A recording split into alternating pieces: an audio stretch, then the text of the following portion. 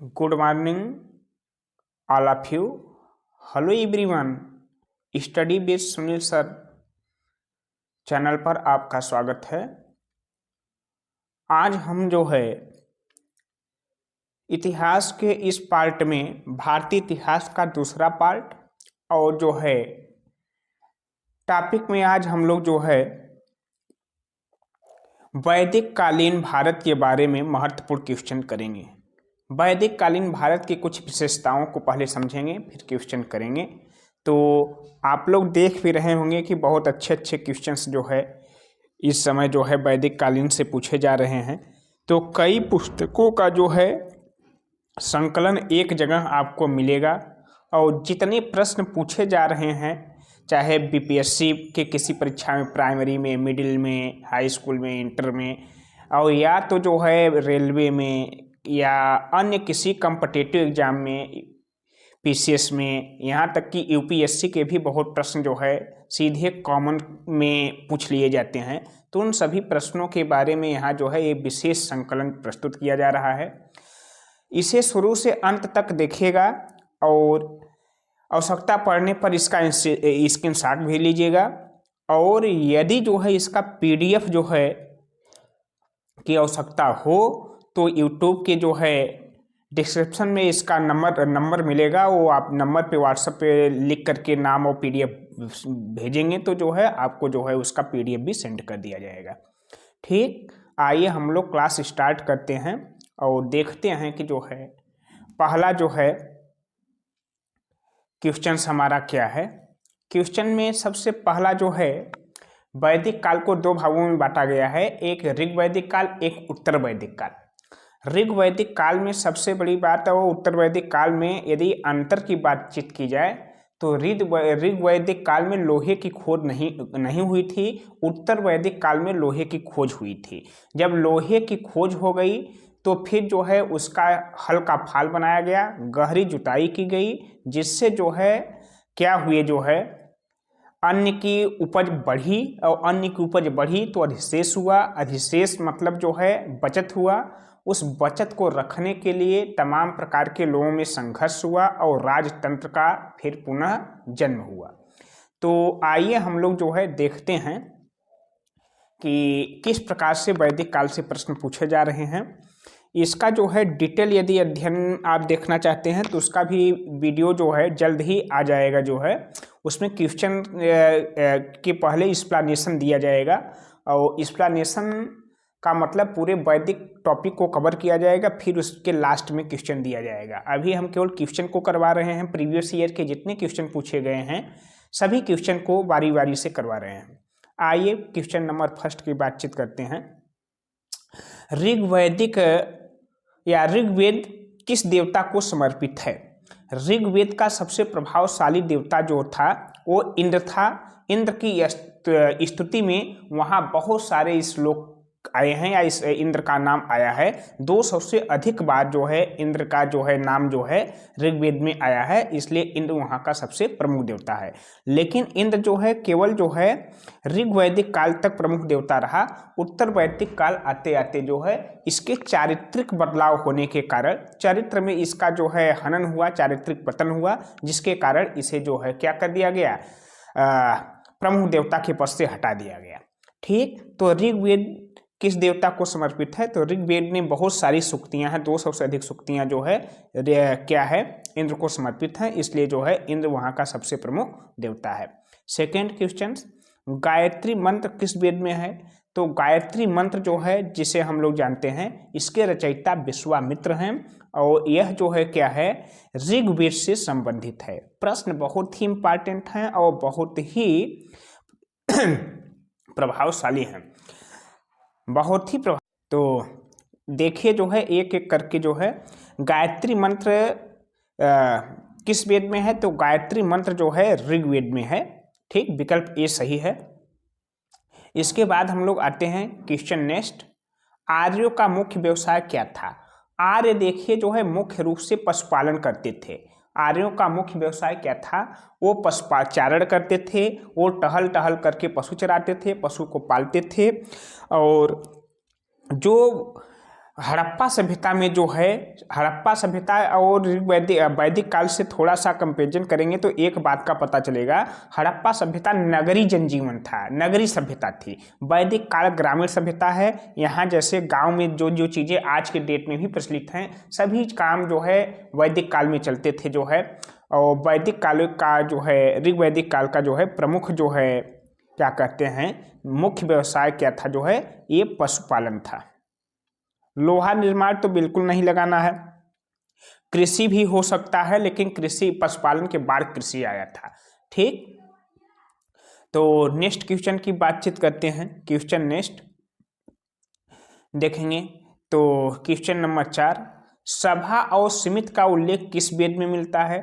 तो सभा और सीमित का जो उल्लेख मिलता है वह हमें जो है ऋग्वेद में ही मिलता है। सभा और सीमित जो है, ये जो आज की तरह लोकसभा और राज्यसभा जो जिस प्रकार की जो है व्यवस्था अपने यहाँ है, उसी प्रकार की जो है सामाजिक और राजनीतिक सभ्यताएं क्या हुआ करता था, संस्थाएं हुआ करती थी।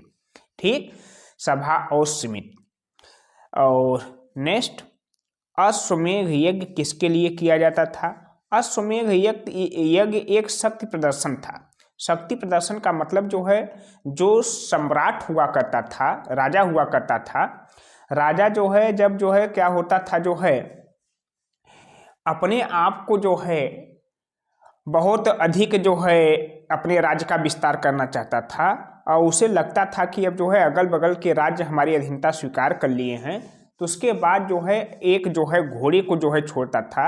इसमें जो है यज्ञ का जो घोड़ा होता था, उसे जो व्यक्ति जो है पकड़ता था, जिस राज्य में वह घोड़ा पकड़ा जाता था, समझ लिया जाता था कि यह राजा से अधीनता को स्वीकार नहीं किया है, और ये घोड़े लेने के एवज में जो है वह उस राजा से, अगर जो राजा घोड़े को पकड़ा होता था उससे युद्ध करना होता था, और युद्ध करके जो है ये जो है विजित करता था, और वो राज्य को अपने जो है क्षेत्र में मिला लेता था। कहने का मतलब क्या है, जो है अश्वमेध यज्ञ में क्या होता था, घोड़े को शक्ति का प्रतीक माना जाता था, राजा के शक्ति प्रदर्शन का प्रतीक माना जाता था।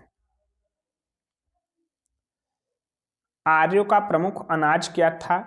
आर्यों का प्रमुख अनाज क्या था? तो आर्यों का प्रमुख अनाज जो था वो जो है जौ था। आर्य जो है जौ खाते थे, दूध खाते थे, दही खाते थे, मतलब दूध से बने प्रोडक्ट को जो खाते थे, और बहुत बलशाली और बहुत ही जो है क्या होते थे, शारीरिक रूप से समृद्ध होते थे। तो ये जो है जौ उनका जो है प्रमुख भोजन हुआ करता था,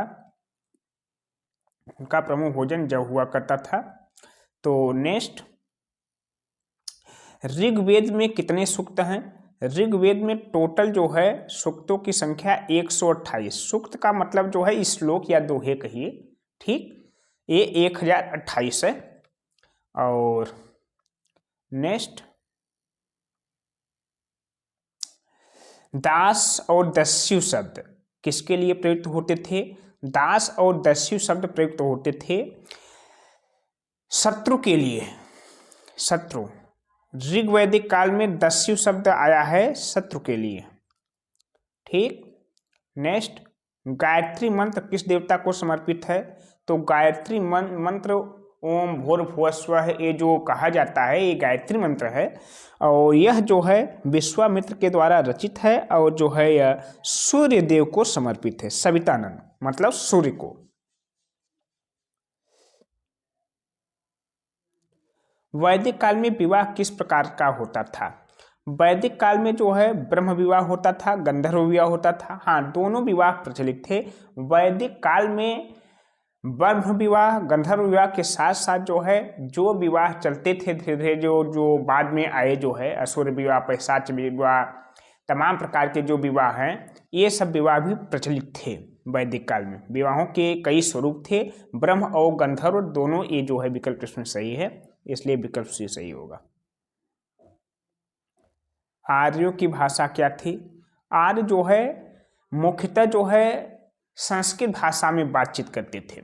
संभ्रांत लोग जैसे आज के डेट में इंग्लिश शब्दों का यूज करते हैं थोड़ा सा जो है, तो वो जो है उस समय क्या होता था, जो राज परिवार से जुड़े होते थे या जो है क्या होते थे, जो है श्रेष्ठ वर्ण में आते थे, ब्राह्मण होते थे, क्षत्रिय होते थे, वो जो है संस्कृत भाषा में उच्चारण करते थे और संस्कृत लैंग्वेज ही हर्ष में बोला करते थे। वो क्या करते थे, संस्कृत लैंग्वेज ही बोला करते थे। आइए नेक्स्ट, और इसके बाद देखते हैं ऋग्वेद की रचना मुख्यतः किस प्रकार के छंदों से हुई है। तो ऋग्वेद की रचना जो हुई है यह त्रिदुष्ट और अंतुष्ट दृष्टव से हुई है। यह एक प्रकार के जो है छंद हैं। हिंदी जो पढ़ते हैं वो छंदों के बारे में ज़्यादा जानकारी जुटा पाएंगे। ये जानते रहिए कि ऋग्वेद की रचना किस प्रकार के छंदों हुई हुए थे, त्रिदुष्ट और अनुदृष्ट। ठीक, ये जो है छंद हैं। और आर्यों का प्रमुख देवता कौन था? अभी पहला क्वेश्चन सेम टू सेम यही आया हुआ था। आर्यों का प्रमुख देवता कौन था? तो आर्यों का प्रमुख देवता विकल्प ए सही है, इंद्र। ये पता नहीं कितनी परीक्षाओं में पूछा गया है, कब कब पूछा गया है। कम से कम कलेक्शन करते समय जो है यह प्रश्न जो है जितने पेपर उठाए गए हैं सभी पेपर में लगभग यह प्रश्न मिला हुआ है। तो प्रमुख देवता आर्यों का इंद्र है। पुरोहित का प्रमुख कार्य क्या होता था? पुरोहित राज परिवार में जो है रह करके जो है राजा को क्या देता था, सलाह देता था, राजा का जो है मंत्री हुआ करता था एक प्रकार से, और यज्ञ कार्य को संपन्न करवाता था। क्या करवाता था? यज्ञ कार्य को संपन्न करवाता था। पुरोहित का कार्य यज्ञ कार्य को संपन्न कराना था।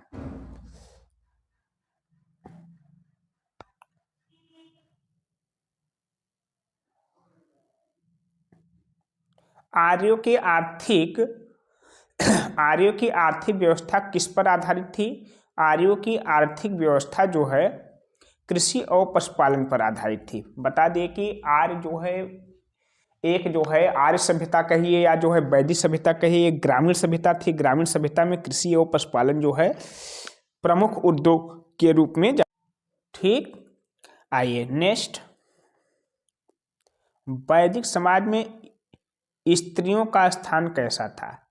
देखिए अभी उसमें बताए थे मातृशक्ति की उपासना वहाँ की जाती थी हड़प्पा सभ्यता में, लेकिन यहाँ पर देखिए जो है क्या होता था, यहाँ पर स्त्रियों की स्थिति तो जो है उच्च थी, लेकिन उत्तर वैदिक काल आते आते स्त्रियों की दशा गिरती चली गई और लास्ट में जो है उत्तर वैदिक के समाप्त में यह पुरुष प्रधान देश में परिवर्तित होने लगा।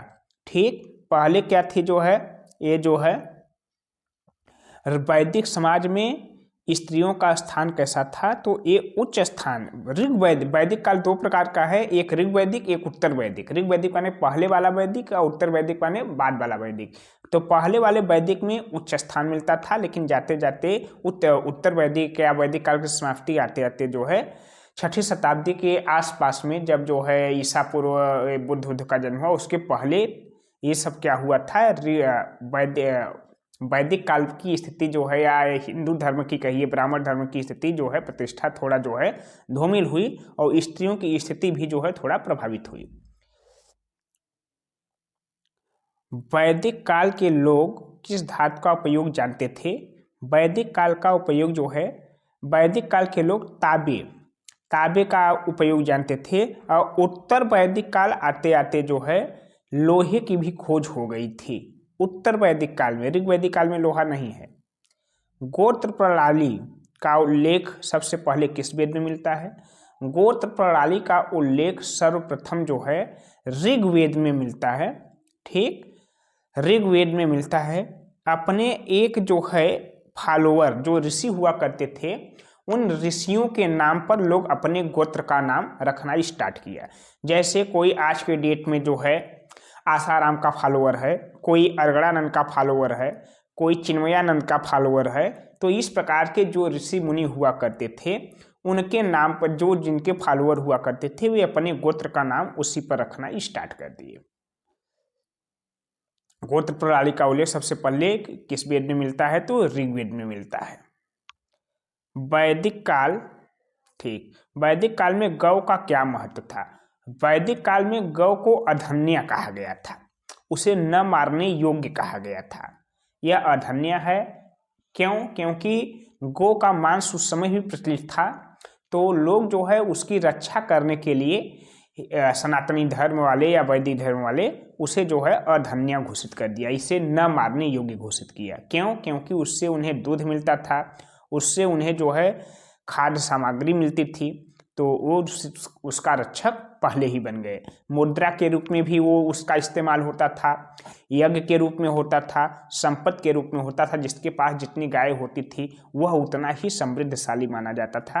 अर्थात विकल्प डी सही है, और यह जो है क्या है, सभी के लिए जो है सभी इसमें सही हैं।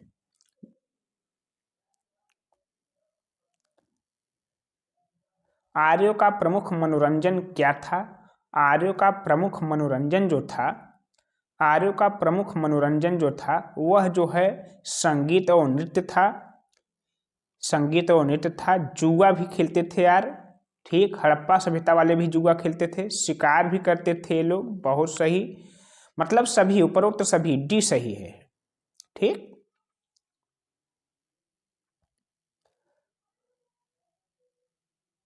आर्यों ने भारत में प्रवेश सबसे पहले किस स्थान पर किया? आर्यों ने भारत में प्रवेश सबसे पहले जो है आधुनिक पंजाब, पाकिस्तान का जो क्षेत्र नहीं है, तो उधर से ही आर्य जो है आए थे जो है। ठीक, तो आर्य जो है कि कई दो शाखाओं में विभाजित हुए। वो चीज़ें हम डिस्क्रिप्टिव जब पढ़ाएंगे तो इसमें हम बताएंगे जो है। फिलहाल अभी जानिए, आर्य जो है पंजाब की तरफ से आए थे, वो भी पाकिस्तानी क्षेत्र से आए थे जो आर्य हुआ करते थे। और आर्य शब्द को हम डिफाइन कर देते हैं। आर्य शब्द का मतलब होता है श्रेष्ठ। आज का जो ब्राह्मण वर्ग है, क्षत्रिय वर्ग है, ये सब भी आर्यों के रूप में आए हुए थे। ठीक, और बाकी जो है यहाँ की जो उच्च जातियाँ हैं और जो क्या हैं आदिवासी वगैरह हैं, यहाँ के मूल निवासी हैं वो।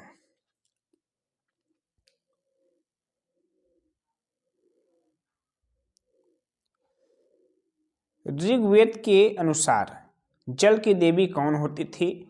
उस समय जल की देवी सरस्वती हुआ करती थी। सरस्वती नदी को शतुद्री नदी के नाम से भी जाना जाता था।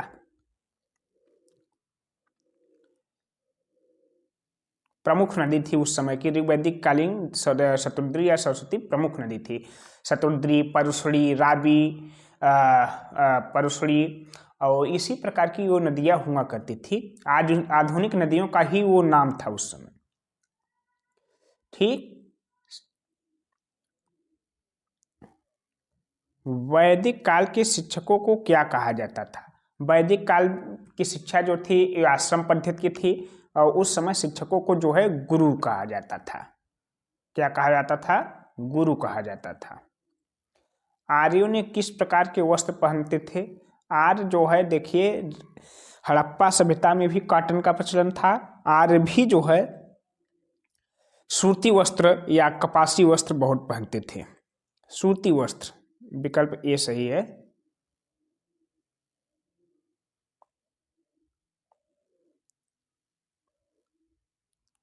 ठीक, नेक्स्ट, दशराज युद्ध।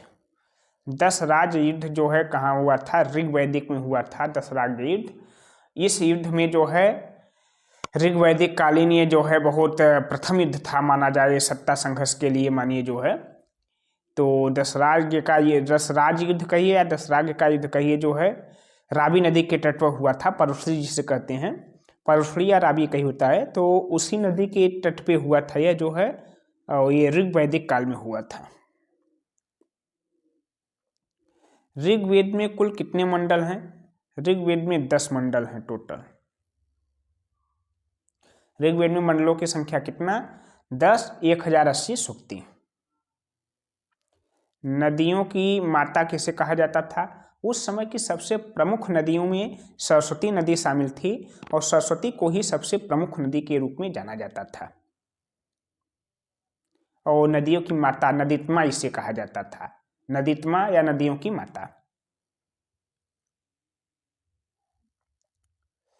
वैदिक समाज में राजा का चयन कैसे होता था? राजा का चयन जो है चुनाव, जैसे सभा और समिति, जो लोकसभा और राज्यसभा की जो संस्थाएं बताए थे, उस सभा और समिति के द्वारा ही जो है राजा का निर्धारण किया जाता था। ठीक, चुनाव जैसे आज के डेट में होते हैं, उस समय का चुनाव हुआ करता था उस समय भी। ठीक, ईवीएम नहीं था, ये जानते रहिए कि ईवीएम भी था, ईवीएम नहीं था उस समय, लेकिन चुनाव हुआ करता था। धांधली भी नहीं होती होगी उस समय। आर्य समाज में विद्या का मुख्य साधन क्या था? आर्य समाज में विद्या का मुख्य साधन जो है वेद था। ठीक, पुराण नहीं था, याद रखना। पुराण बाद में गुप्तकाल में लिखे गए। पुराण का मतलब ही होता है कि वेदों में गूढ़ सूक्तियां जो है उनकी व्याख्या ही पुराण है। यदि आपको वेद पुराण एक ही लगते हैं तो अलग अलग समझ लीजिए। वेद क्या है? वेद जो है ऋग्वेद, सामवेद, यजुर्वेद, अथर्ववेद, ये 4 वेद हैं जो है। इनमें जो दोहे लिखे गए हैं, सूक्तियाँ लिखी गई हैं, इनकी जो व्याख्या है, सभी की व्याख्या नहीं, जो गूढ़ सूक्तियाँ हैं उनकी व्याख्या को जो है क्या कहा जाता है? उनकी व्याख्या को जो है पुराण कहा जाता है। ठीक, व्याख्या करके जो है संशोधित, जैसे गाइड निकाल देते हैं किताबों की, उसी प्रकार की एक कुंजी है वो वेद को समझने के लिए। आर्य समाज में विद्या का प्रमुख शासन वेद था। इस प्रकार से वैदिक काल में ऋग्वैदिक और उत्तर वैदिक काल में जितने क्वेश्चन पूछे गए थे विभिन्न परीक्षाओं में विगत 15 से 20 वर्षों में, घुमा फिरा करके इसी में सब आ जाएंगे। और लगभग एसएससी, ग्रुप डी या जो है शिक्षक भर्ती में जो प्रश्न आज के डेट में पूछे जा रहे हैं, एक भी प्रश्न बाहर जाने की कोई संभावना नहीं है। और लगभग सभी प्रश्नों का बेस्ट संकलन है और ये सीरीज है। यह सीरीज चलती रहेगी। लगभग जो है 1000 इतिहास के जो है क्वेश्चंस जो है प्राचीन और मध्य, और कम से कम जो है वही 600 क्वेश्चन जो है आधुनिक इतिहास के, इस पर अपलोड किए जाएंगे। इतिहास में प्रश्नों की संख्या 1500-1600 होगी, 15 से 1600। और ये सभी प्रश्न यदि आप जो है केवल 2 बार यूट्यूब पर ही देख लेते हैं और इसका स्क्रीनशॉट ले लेते हैं, आप पीडीएफ के लिए जो है आप बताए थे कि कैसे मिलेगा जो है, तो स्टार्टिंग में पीडीएफ के लिए जो है आप जो है नीचे जो है क्या है ग्रुप में नंबर, इसके जो है डिस्क्रिप्शन में नंबर मिलेगा, और वहाँ पर जो है जा करके टेलीग्राम या व्हाट्सएप पे जो है संपर्क करेंगे तो वो मिल जाएगा जो है आपको पीडीएफ। और इसमें क्या है जो है जितने भी क्वेश्चन हैं प्रमुख हैं, इम्पॉर्टेंट हैं, और यह जो है टॉपिक वाइज टाइप, सबसे बड़ी विशेषता इसकी है कि टॉपिक वाइज टॉपिक चल रहा है, आपको कहीं भटकना नहीं है। बहुत लोग होते हैं कि टॉपिक वाइज टॉपिक प्रैक्टिस करने के लिए सर जो है कुछ मिल नहीं रहा है, किताब में सब मिक्स दिया है, तो ये अब शिकायत नहीं है। हम टॉपिक वाइज अलग करके जो है सेपरेट करके जो है चीज़ों को लाने का प्रयास कर रहे हैं, तो मेहनत करेगा। और कमेंट में लास्ट में चलते चलते 2 प्रश्न का उत्तर जरूर दीजिएगा कि जादू टोना का जिक्र किस वेद में किया गया है, और मेडिसिन दवाओं से संबंधित जो है चिकित्सा विज्ञान का वर्णन किस जो है क्या जो है वेद में किया गया है। इन दोनों प्रश्नों का उत्तर कमेंट में दीजिएगा जो है। और अब इसी के साथ आज का क्लास समाप्त कर रहे हैं। यदि यहाँ तक आप लोग पहुँच गए हैं तो चैनल को सब्सक्राइब अवश्य करिएगा। इसी प्रकार की हम वीडियो प्रत्येक दिन लेके आते रहें, थोड़ा मोटिवेशन मिलेगा और आप हम लोगों का ग्रुप बढ़ता जाएगा, तो हम जो है इसी प्रकार की वीडियो लगातार लेके आते रहेंगे। आज का क्लास लंबा हो रहा है, क्वेश्चन समाप्त हो गए हैं। इसी पर हम अपने इस वीडियो को समाप्त करते हैं। नेक्स्ट डे मिलेंगे तो नई बात करेंगे। Thank you for watching.